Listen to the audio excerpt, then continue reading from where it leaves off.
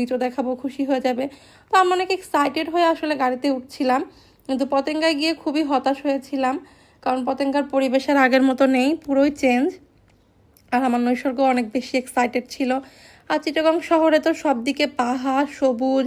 আর চিটাগং শহর যেহেতু একটু ফ্লাইওভার বেশি, ফ্লাইওভারের উপরে উঠলে তো আরও বেশি এগুলো বেশি ভালো করে মানে উপভোগ করা যায়, দেখা যায়। চিটাগং অনেক চেঞ্জ হয়ে গিয়েছে। আমি অনেক বছর আগে গিয়েছি লাস্ট যখন গিয়েছিলাম, তো আমার খুবই ভালো লাগছিল।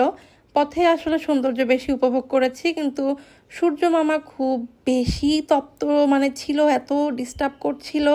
ওখানে মনে হয় গরম আর রোদ একটু বেশি লাগে, এটাই মনে হচ্ছিল আমাদের সবার। তারপরে আমরা এভাবেই যেতে যেতে বিকালে সূর্য ডোবার আগেই পৌঁছে গেলাম হচ্ছে পতেঙ্গা। কিন্তু পতেঙ্গাতে গিয়ে আমরা খুবই হতাশ হয়েছিলাম।